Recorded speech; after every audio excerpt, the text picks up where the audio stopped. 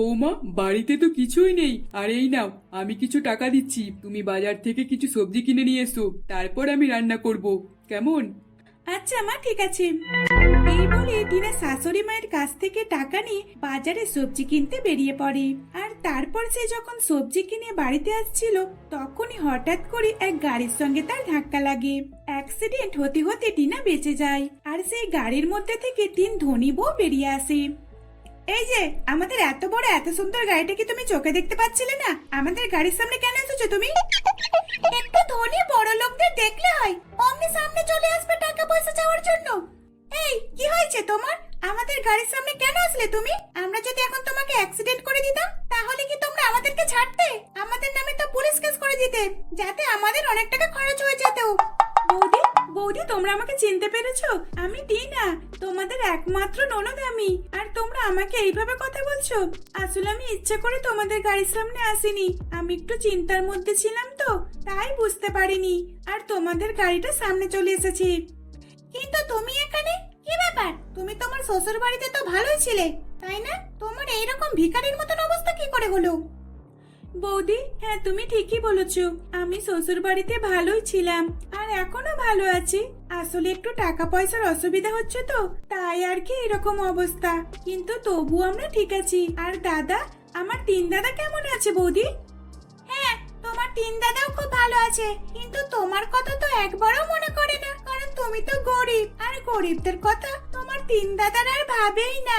আচ্ছা ঠিক আছে, তাহলে আমরা এখন চললাম, আর তুমিও তোমার গরিব শ্বশুর বাড়িতে চলে যাও, কেমন? এই বলে টিনার তিন বৌদি সেই বড় গাড়িতে করে তারা চলে যায়। আর টিনা তার তিন বৌদির মুখে এইরকম কথা শুনে তার খুবই খারাপ লাগে। তখন সে মন খারাপ করে বাড়িতে চলে আসে। আসলে টিনা তার তিন দাদার সঙ্গে এক গ্রামে বসবাস করত। টিনার তিন দাদা শহরের কাজের জন্য প্ল্যান করেছিল, আর তারা শহরে কাজ পেয়ে যায়। এর ফলে তারা শহরের তিন ধনী মেয়েকে বিয়ে করে ফেলে। টিনা তার তিন বৌদিকে ভালোবাসা দিলেও তার তিন বৌদি টিনাকে একমাত্র ননদ হওয়ার ভালোবাসা কখনোই দেয়নি। দেখো রমেশ, তুমি যদি এই গ্রাম ছেড়ে শহরে না চলে যাও, তাহলে আমরা কিন্তু এবার তিন বোনই এখান থেকে চলে যাব, আর তোমাদেরকে ছেড়ে চলে যাব। আমরা এই গ্রামে এক মুহূর্ত থাকবো না, সে তোমরা আমাদের যা ইচ্ছা বলতে পারো। হ্যাঁ, আমিও চলে যাবো এখান থেকে। এই গ্রামে তো কিছুই নেই, আর এখানে তোমরা ভালোভাবে নিজেদের মতো করে থাকতেও পারছি না। তোমরা তোমার বোনকে এখানেই রেখে দাও, আর তা না হয় ওর বিয়ে দিয়ে দাও। ওর বিয়ে দিয়ে দিলে তাহলে তো আমাদের ঘাড়ের উপর থেকে আপদটা বিদায় হয়ে যাবে, আর তখন আমরা নিজেদের মতো করে থাকতে পারবো। এইভাবেই অনিন্দিতা, রূপা আর সোনালি তিনজন মিলে টিনার তিন দাদার মাথায় টিনার বিয়ের কথা চাপিয়ে দেয়। আর তখন টিনার তিন দাদা টিনার বিয়ে দিয়ে দেবার সিদ্ধান্ত করে ফেলে, আর এক গরিব পরিবার দেখে টিনার বিয়ে দিয়ে দেয়। এর ফলে তারা সকলে মিলে শহরে ফিরে আসে। শহরে এসে অনিন্দিতা, রূপা, সোনালি তারা তো নিজেদের মতোই দিন কাটাতে থাকে। এদিকে তারা তিন ভাই রোজগার করে যেত, আর টিনার তিন বৌদি টাকা উড়িয়ে যেত। এইভাবেই সময় কাটতে থাকে। বৌমা, যা টাকা ছিল এই তো কিছুদিন হলো, কিন্তু আমার কাছে তো আর কিছুই নেই। আর সামনে তো রাখি বন্ধন আসছে, তুমি তো শাড়ি কিনবে তাই না? তোমার দাদাদের হাতে রাখি পরাতে যাবে তো, নতুন শাড়ি পরে। মা, আমার শাড়ি কেনার কথা এখন থাক না, আগে মাইনেটা পেয়ে আমরা বাড়ির জন্য রেশন পত্র কিনে নেব বেশি করে, আর তারপর আমরা শাড়ি কেনার কথা ভাববো, যদি টাকা বেঁচে থাকে তবে। টিনা আর সুস্মিতার কথা শেষ হতে না হতে তখনই সেখানে সুস্মিতা দেবের ছেলে মানে টিনার স্বামী সৈকত চলে আসে।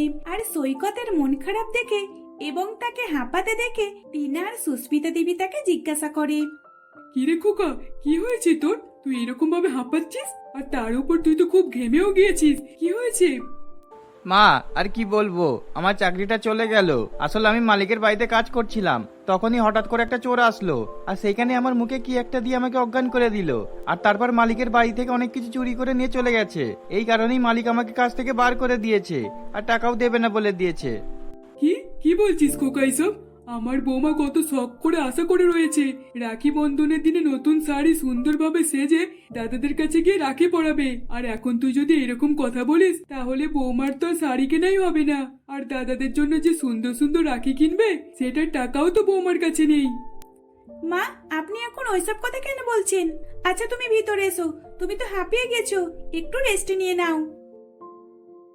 টিনার এই কথা শুনে তার স্বামী বাড়ির ভিতরে ঢুকে এসে জামা কাপড় চেঞ্জ করে একটু রেস্ট নিতে থাকে।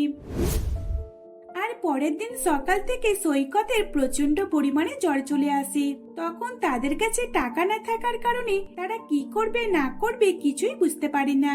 এর ফলে সুস্মিতা দেবী বলে, বৌমা, তুমি বরং তোমার দাদাদের কাছ থেকে কিছু টাকা নাও না। দেখো, ওদেরকে বলে দেবে আমরা ওদের টাকা ঠিক পেমেন্ট করে দেব। কিন্তু এখন এই বিপদের সময়েতে কে আর কাজে আসবে বলো? কাজের মানুষরাই তো কাজে আসে, তাই না? আচ্ছা মা, ঠিক আছে, আমি দাদাদের কাছ থেকে কিছু টাকা চাইছি। এই বলে টিনা পাশের বাড়ির এক কাকিমার ফোন থেকে তার বড়দাকে ফোন করে। তখন তার তিন দাদা আর বৌদিরা হাসি ঠাট্টা করতে করতে শপিং করছিল। তখন অজয় ফোনটা তুলে দেখে যে তার বোন ফোন করেছে। আর তারপর টিনা তার দাদাকে বলে, দাদা, আসলে আমার খুব বড় বিপদ, আমাকে একটু সাহায্য করো না। দেখো, তোমার জামাইবাবু জ্বরেতে উঠতেই পারছে না, খুব জ্বর এসেছে, আমার কাছে টাকাও নেই। দয়া করে আমাকে কিছু টাকা দাও না, আমি ওনাকে ডাক্তারের কাছে নিয়ে যাব। টিনার এই কথা শুনতে পেয়ে তার বড় বৌদি অনিন্দিতা তার বড়দার কাছ থেকে ফোন কেড়ে নেয়। আর তারপর অনিন্দিতা গরম দিয়ে টিনাকে বলে, এই যে টিনা, আমাদের কাছ থেকে টাকা নিয়ে ছাড়া কি আর তোমার কোনো কাজ নেই? দেখো, আমরা তোমাকে একটাও টাকা দিতে পারবো না, ঠিক আছে? আর তোমার দাদারা তো আরো দেবে না, কারণ তোমার দাদাদেরকে আমরাই বারণ করে দিয়েছি। আর আমরা যদি একবার টাকা দিয়ে দিই তাহলে তো তুমি বারবার টাকা চাইতে থাকবে, তখন আমরা কোথায় টাকা পাবো? না, আমরা কোনোভাবেই তোমাকে টাকা দিতে পারবো না। এখন আমরা শপিং করছি, ঠিক আছে? আর ফোন করবে না আমাদেরকে, আর ফোন করে আমাদেরকে ডিস্টার্ব করো না। এই বলে অনিন্দিতা ফোন রেখে দেয় আর সে তার স্বামীকে নিয়ে আবারও শপিং করতে ব্যস্ত হয়ে যায়। এদিকে টিনা তার স্বামীকে নিয়ে কি করবে না করবে কিছুই বুঝতে পারে না, আর তার শাশুড়ি মাও চিন্তায় পড়ে যায়। এইভাবে বেশ কিছুদিন কাটে। আর তারপর আস্তে আস্তে সৈকতের জ্বর কমতে থাকে। তখন সৈকত বাড়ির অবস্থা দেখে সে তার অসুস্থ শরীর নিয়ে কাজ করতে থাকে। এর ফলে সে একটা কাজ পায়, আর কিছু টাকা পেতেই সৈকত টিনার হাতে তুলে দেয়। বৌমা, এই টাকাটা নিয়ে তুমি বরং তোমার তিন দাদার জন্য ভালো সুন্দর রাখি কিনে আনো। আর 2 দিন পরেই তো রাখি বন্ধন, তুমি তো তোমার দাদাদের কাছে যাবে, তাই না? যাও, তুমি সুন্দর সুন্দর রাখি কিনে নাও। শাশুড়ি মায়ের এই কথা শুনে টিনা খুব খুশি হয় এবং সে মনের আনন্দে 3 দাদার জন্য 3টি রাখিও কিনে ফেলে। আর দেখতে দেখতে রাখি বন্ধনের দিন চলে আসে। তখন টিনা তার 3 দাদার কাছে রাখি পরানোর জন্য তাদের অ্যাড্রেসে যায়। সেখানে গিয়ে দেখে যে তার 3 দাদা এবং 3 বৌদি আরামসে পায়ের উপরে পা তুলে চা খাচ্ছে। তখন টিনাকে দেখে সকলেই চমকে ওঠে। কি ব্যাপার, তুমি এখানে কেন? কি হয়েছে তোমার? বৌদি, আসলে আজকে তো রাখি বন্ধন, তাই আমি আমার 3 দাদাকে রাখি পরাতে আসলাম। ও আচ্ছা আচ্ছা, তাই বলি, সকাল সকাল ভিখারির মুখ কেন দেখতে হলো?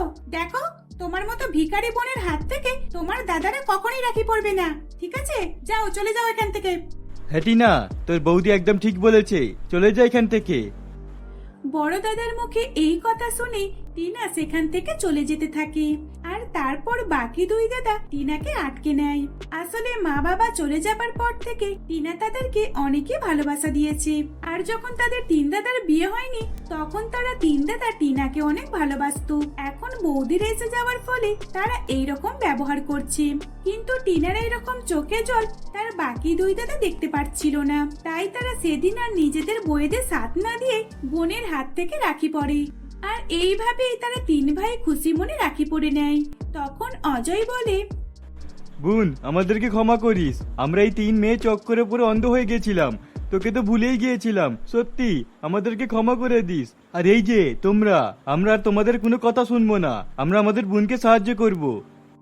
অজয়ের এইরকম ব্যবহার দেখে তখন বাকি 3 বউ শুধরে যায়, কারণ তারা ভেবেই নেয় যে এবার হয়তো তাদেরকে আর কেউ বাঁচাতে পারবে না। তাই তারাও চুপ করে থাকে। এইভাবে এই টিনা রাখি বন্ধন খুবই ভালোভাবে কাটে। তারপর থেকে তার দাদারা সকলেই তাকে সাহায্য করত। এইভাবে এই টিনা হাসি খুশির সঙ্গে বসবাস করতে লাগলো। কমলেশ বাবু আর তার স্ত্রী কমলিকা দেবী তারা দুইজন মিলে আর্থিক অবস্থার জন্য নৌকা চালাতো। গ্রামে তেমন একটা কিছু ব্যবসা ছিল না, শহরে আসার জন্য তাদের ওই নৌকাই ব্যবহার করতে হতো। আর এই কারণেই কমলেশ বাবু আর তার স্ত্রী দুইজন মিলে নৌকা চালাতো। আর তাদের 3 মেয়ে শিল্পা, পল্লবী আর কৌশানী, তারা 3 বোনে বাড়িতে থাকতো। শিল্পা আর পল্লবী বাড়ির কাজ করত। কৌশানী সে একটু ছোট হওয়ার কারণে সে কোনো রকম কিছুই কাজ করতো না। এইভাবেই তাদের সময় কাটছিল। কিন্তু এইভাবেই দেখতে দেখতে বর্ষাকাল চলে আসে। একদিন হঠাৎই বৃষ্টি এসে যাওয়ার ফলে কমলেশ বাবু কমলিকা দেবীকে বলে, গিন্নি, আমি বলি কি তুমি বাড়িতে ফিরে যাও না, আমাদের 3 মেয়ে তো তোমার অপেক্ষা করছে, আর তুমি তো সকাল থেকে কিছুই খাওনি। যাও, তুমি বরং বাড়িতে ফিরে যাও। না না, আমি তোমাকে ছেড়ে কিভাবে চলে যাব? এই বৃষ্টি পড়ছে, আর মাঝ নদীতে গিয়ে যদি তোমার কোনো বিপদ হয় তাহলে আমি তো সেটা জানতেও পারবো না। না না বাবা, এখন এই অবস্থাতে আমি তোমাকে ছেড়ে রেখে কোথাও যেতে পারবো না। কমলিকা দেবীর এই কথাতেই কমলেশ বাবু হাসতে থাকে। তখন কমলেশ বাবু কমলিকা দেবীকে কোনো জোর জবরদস্তি করে না। এর ফলে কমলিকা দেবীও তার সঙ্গে সেই নৌকাতেই থাকে। আর আস্তে আস্তে বৃষ্টি বাড়তে শুরু করে, কিন্তু তাদের নৌকাতে মানুষজন আসা থামে না। নৌকা ভর্তি হয়ে যাবার কারণে সেই বৃষ্টির মধ্যেতেই কমলেশ বাবু আর কমলিকা দেবীকে নৌকা চালু করে দিতে হয়। আর মাঝ রাস্তায় গিয়ে তাদের নৌকা টলমল খাওয়া শুরু করে। এর ফলে সেখানে থাকা সকল প্যাসেঞ্জাররাই হৈ হৈ করে চিৎকার করতে থাকে। আর কিছু মিনিটের মধ্যেই নৌকার সাথে সাথে নৌকায় থাকা সকল প্যাসেঞ্জার আর কমলিকা দেবী এবং কমলেশ বাবু সকলেই ডুবে যায়। এদিকে তাদের 3 মেয়ে কিছুই জানে না। মা বাবা বাড়িতে ফিরছে না দেখে তাদের অনেকে চিন্তা হচ্ছিল। পরের দিন সকালবেলা তাদের এক প্রতিবেশী শিল্পার কাছে আসে। শিল্পা, কৌশলী, পল্লবী, তোদের মা বাবার নেই রে। আসলে আমি শহরে যাবার জন্য তোর মা বাবার নৌকাটা খুঁজছিলাম, কিন্তু তোর মা বাবার নৌকাটা তো ঘাটের কাছেই রয়েছে, কিন্তু তোর মা বাবা নেই। আসলে আমি শুনলাম তোর মা বাবা নাকি এই বর্ষাতেই বৃষ্টির মধ্যে ওপারে যাচ্ছিল, আর তখনই ডুবে গেছে। কি কি বলছোটা কি কাকিমা? না না, এটা কখনই হতে পারে না। তুমি মিথ্যা কথা বলছো, তাই না? আমার মা বাবা আমাদেরকে কিভাবে ছেড়ে রেখে চলে যেতে পারে? না না, এটা কখনোই আমরা মেনে নিতে পারবো না। আমরা 3 বোনে এভাবে অনাথ হয়ে যেতে পারি না। তোরা বিশ্বাস কর আমার কথাটা, আমি সত্যিই বলছি। আমি তোদেরকে কেন মিথ্যে কথা বলতে যাব বল? তোরা 3 বোনই নিজেকে সামলাবার চেষ্টা কর, কারণ তোদের পাশে দাঁড়াবার মতো আর কেউ নেই। আর তোদের এই ছোট বোনটাকে তোরা দেখাশোনা কর, কারণ এখন থেকে কৌশানীর মা বাবা তো তোরাই, তাই না? প্রতিবেশী কাকিমার মুখে এইসব কথা শুনি শিল্পা, পল্লবী আর কৌশানী তারা তো চমকে ওঠে। মা বাবা চলে যাবার কষ্টটা তারা কাউকেই বলে বোঝাতে পারছিল না। বাড়ি ফাঁকা হয়ে যাবার ফলে তারা অনেকে কান্নাকাটি করতে থাকে। আর কিছুজন মাঝি তাদের বাড়িতে তার বাবার নৌকাটাকে পৌঁছে দিয়ে যায়। বাবা নেই তো কি হয়েছে, বাবার নৌকাটা তো এখানেই রয়েছে। আমরা এই নৌকাটা দেখে বাবা মায়ের কথা মনে করব, আর ভাববো যে মা বাবা আমাদের সাথে সব সময় রয়েছে। হ্যাঁ শিল্পা, তুই ঠিকই বলেছিস রে, আমারও তো সেটাই মনে হয়। এইভাবেই তারা 3 বোনে অনাথ হয়ে যায়। আর মা বাবাকে ছেড়ে থাকাটা যে কতটা কষ্টকর তারা তখন বুঝতে পারে। এইভাবেই দিনের পর দিন তারা কান্নাকাটি করে দিন কাটায়। বাড়িতে যা যা মাল মশলা ছিল, শাকসবজি ছিল, বেশ কিছুদিন ধরে সেইগুলোই চালাচ্ছিল তারা 2 বোনে। কিন্তু হঠাৎই তাদের কাছে সমস্ত কিছুই শেষ হয়ে যায়, আর তাদের কাছে টাকাও থাকে না। দিদি, আমার না খুব জোরে খিদে পেয়েছে, আমাকে কিছু খাবার দাও না। বোন, তোকে এখন আমি কি খাবার দেবো বলতো? এখন তো আমার কাছে কিছুই খাবার নেই। আচ্ছা ঠিক আছে, দাঁড়া, বাড়িতে এদিক ওদিক খুঁজে দেখি কিছু পাই কি। এই বলে শিল্পা কৌশানীর জন্য কিছু খাবারের সন্ধান করতে থাকে। তখন সে বাড়িতে থাকা 2টো ম্যাগির প্যাকেট দেখতে পায়, আর সেই ম্যাগিটা বানিয়ে তার ছোট বোন কৌশানীকে খেতে বলে। দিদি, এই সামান্য 2 প্যাকেট ম্যাগি খেয়ে আমার তো পেট ভরবে না। আমাকে ভাত, রুটি, তরকারি এইসব খেতে দাও না। হ্যাঁ নিশ্চয়ই দেবো রে বোন। দেখ না, বাইরে তো প্রচন্ড বৃষ্টি হচ্ছে, আমরা তো বাইরে যেতে পারছি না। বাইরে গেলে আমরা তোর জন্য কিছু খাবার কিনে নিয়ে আসবো। এইভাবে বুঝিয়ে শিল্পা তার ছোট বোনকে রেখে দেয়। কিন্তু আর কতদিন বা এইরকম ভাবেই চলবে। ভারী বৃষ্টির ফলে তারা বাড়ি থেকে কেউই বার হতে পারছিল না। এইভাবেই 2-3 দিন কাটে। তারপর আবারও যখন কৌশানীর খিদে পায় তখন কৌশানী তার 2 দিদিকে আবারও খাবার কথা বলে, কিন্তু তখন তার 2 দিদি বাড়িতে খোঁজাখুঁজি করেও কোনো কিছু খাবার পায় না। তাই তারা বাইরে বেরিয়ে আসে। তারা বাইরে বেরিয়ে এসে চমকে ওঠে, একই গ্রামের অবস্থা তো খুবই খারাপ। এখন এই অবস্থাতে বৃষ্টির মধ্যে কোনো শাকসবজি ওলাও কিছুই তো আসেনি, আর কেউ তো বসেও নি। তাহলে এখন আমরা কি কিনবো? আমাদের কাছে তো টাকাও নেই। হ্যাঁ রে, আমিও তো সেটাই ভাবছি। চল চল, এখানে বৃষ্টির মধ্যে আর না দাঁড়িয়ে থেকে বাড়ির ভিতরে ঢুকে চল। এই বলে শিল্পা আর পল্লবী তারা মন খারাপ করে খালি হাতে বাড়িতে ফিরে আসে। তখন ফাঁকা হাত দেখে কৌশানী বলে, দিদি, তোমরা তো সবজি কিনে আনবে বলেছিলে, কিন্তু তোমরা তো ফাঁকা হাতে বাড়িতে ফিরে এসেছো। তাহলে তোমরা আমাকে কি আজকেও না খাইয়ে রেখে দেবে? আমার তো খুব জোরে খিদে পেয়েছে। কৌশানীর মুখে এই কথা শুনে শিল্পা আর পল্লবীর খুবই কষ্ট হতে থাকে। এইভাবেই দেখতে দেখতে পরের দিন থেকেই তাদের গ্রামের বাঁধ ভেঙে যায়। এর ফলে তাদের গ্রামে হু হু করে জল ঢুকতে থাকে। আর কিছু মিনিটের মধ্যে তাদের গ্রামটা পুরোপুরি ভাবে জলেতে ভর্তি হয়ে যায়। এর ফলে গ্রামের কিছু মানুষ এদিক ওদিক ছোটাছুটি করতে থাকে। তখন তারা 3 বোনে কোথায় যাবে, কি করবে কিছুই ভেবে পায় না। কিন্তু তখনই শিল্পা তার বাবার নৌকাটা বার করে। কৌশানী, পল্লবী, তোরা বাবার নৌকার উপরে উঠে পড়, আর আমি তাড়াতাড়ি করে বাকি জিনিসপত্র কিছু তুলে নিচ্ছি। আমার মনে হচ্ছে আমাদেরকে এই বাড়িতে আর থাকতে গেলে চলবে না। বাইরেতে তো বৃষ্টির জল ভর্তি হয়ে গেছে, তার সঙ্গে আবার নদীর বাঁধ ভেঙে গেছে। আমাদেরকে এই নৌকাটাতেই থাকতে হবে। শিল্পার এই কথা শুনেই তার বাকি 2 বোন তারা নৌকাতে উঠে পড়ে। আর শিল্পা তাড়াহুড়ো করে কিছু যাবতীয় জিনিসপত্র তার নৌকাতে তুলে নেয়। আর তখনও বৃষ্টি হচ্ছিল। তাই শিল্পা বৃষ্টির হাত থেকে তার 2 বোনকে বাঁচানোর জন্য এবং নিজের গায়ে বৃষ্টির জল না পড়ে এই কারণে সে বাড়ির ভিতর থেকে একটা বড় তেরপল বার করে আর নৌকাটা চারিদিকে খাটিয়ে নেয়। এর ফলে তারা সেই নৌকাতেই বাড়ি বানিয়ে থাকতে শুরু করে। দিদি, আমাদের ওই বাড়ি থেকে এই নৌকার বাড়িটা কিন্তু আমার খুব ভালো লাগছে, কারণ এখানে তো বৃষ্টির জল পড়ছে না, আর আমরা কি সুন্দর এদিক ওদিক যেতে পারছি। হ্যাঁ কৌশানী, তোর খিদে পেয়েছে তো? আমরা এখান থেকে কিছু খাবার জোগাড় করতে পারবো। আর আমাদের নৌকাতে তো সবকিছুই তুলে নিয়েছি, এখানে আমরা রান্নাও করতে পারবো। এইভাবেই সেই বর্ষার জলেতে সকলের বাড়ির জিনিসপত্রগুলো এদিক ওদিক থেকে ভেসে আসছিল। আর তখন যাবতীয় জিনিস পল্লবী, কৌশানী আর শিল্পা তাদের নৌকাতে তুলে নেয়। এর ফলে কিছু খাবারও তাদের কাছে চলে আসে। এইভাবেই বেশ কিছুদিন কাটার পর আস্তে আস্তে বৃষ্টির জল শুকিয়ে যায়। আর তারা তাদের বাড়ি ছেড়ে সেই নৌকার বাড়িতেই থাকবে বলে ঠিক করে। দিদি, আমি কিন্তু এখানেই থাকবো। আমি এই বাড়ি ছেড়ে কোথাও যাব না। আমার নৌকার বাড়িটা খুব ভালো লাগছে।